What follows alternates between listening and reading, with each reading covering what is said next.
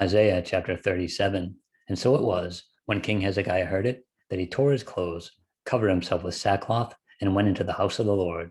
Then he sent Eliakim, who was over the household, Shebna the scribe, and the elders of the priests, covered with sackcloth, to Isaiah the prophet, the son of Amoz. And they said to him, Thus says Hezekiah, This is a day of trouble and rebuke and blasphemy.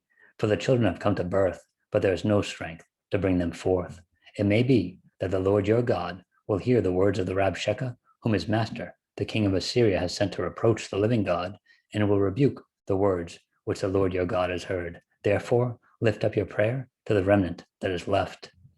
So the servants of King Hezekiah came to Isaiah, and Isaiah said to them, Thus you shall say to your master, Thus says the Lord, do not be afraid of the words which you have heard, with which the servants of the king of Assyria have blasphemed me. Surely I will send a spirit upon him, and he shall hear a rumor and return to his own land, and I will cause him to fall by the sword in his own land. Then the Rabshakeh returned and found the king of Assyria warring against Libnah, for he had heard that he had departed from Lachish. And the king heard concerning Tircath, king of Ethiopia, he has come out to make war with you. So when he heard it, he sent messengers to Hezekiah, saying, Thus you shall speak to Hezekiah, king of Judah, saying, Do not let your God in whom you trust deceive you, saying, Jerusalem shall not be given into the hand of the king of Assyria. Look, you have heard what the kings of Assyria have done to all lands by utterly destroying them, and shall you be delivered? Have the gods of the nations delivered those whom my fathers have destroyed, Gozan and Haran and Rezeph, and the people of Eden who are in Telassar? Where is the king of Hamath, the king of Arpad, and the king of the city of Shepharvaim, Hena and Eva? And Hezekiah received the letter from the hand of the messengers and read it.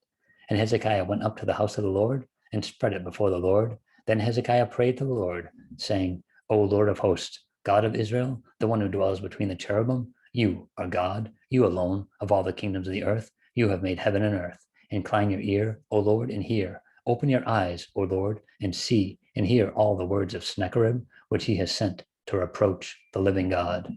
Truly, Lord, the kings of Assyria have laid waste all nations and their lands, and have cast their gods into the fire. For they were not gods, but the works of men's hands, wood and stone. Therefore they destroyed them.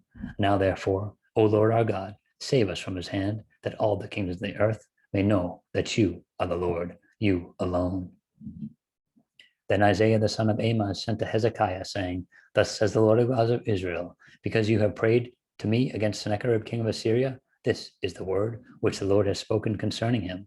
The virgin, the daughter of Zion, has despised you, laughed you to scorn. The daughter of Jerusalem has shaken her head behind your back. Whom have you reproached and blasphemed? Against whom have you raised your voice and lifted your eyes on high? Against the Holy One of Israel. By your servants you have reproached the Lord and said, By the multitude of my chariots I have come up to the height of the mountains, to the limits of Lebanon. I will cut down all its tall cedars and its choice cypress trees. I will enter its farthest height to its fruitful forest. I have dug and drunk water, and with the soles of my feet I have dried up all the brooks of defense. Did you not hear long ago how I made it, from ancient times that I formed it? Now I have brought it to pass that you should be for crushing fortified cities into heaps of ruins.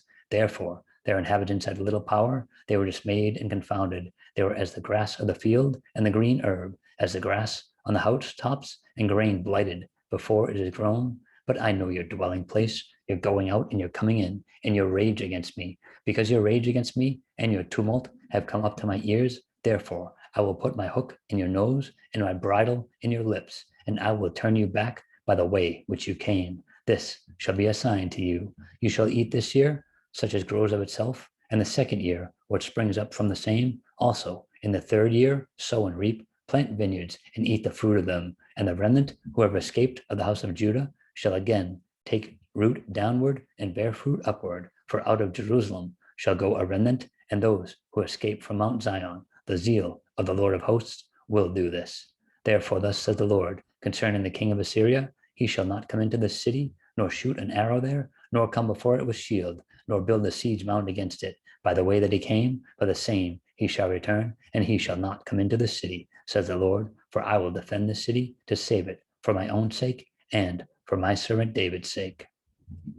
Then the angel of the Lord went out and killed in the camp of the Assyrians 185,000. And when the people arose early in the morning, There were their corpses, all dead. So Sennacherib, king of Assyria, departed and went away, returned home, and remained at Nineveh. Now it came to pass, as he was worshipping in the house of Nisroch, his god, that his sons, Adremelech and Sharezer, struck him down with a sword, and they escaped into the land of Ararat. Then Esarhaddon, his son, reigned in his place.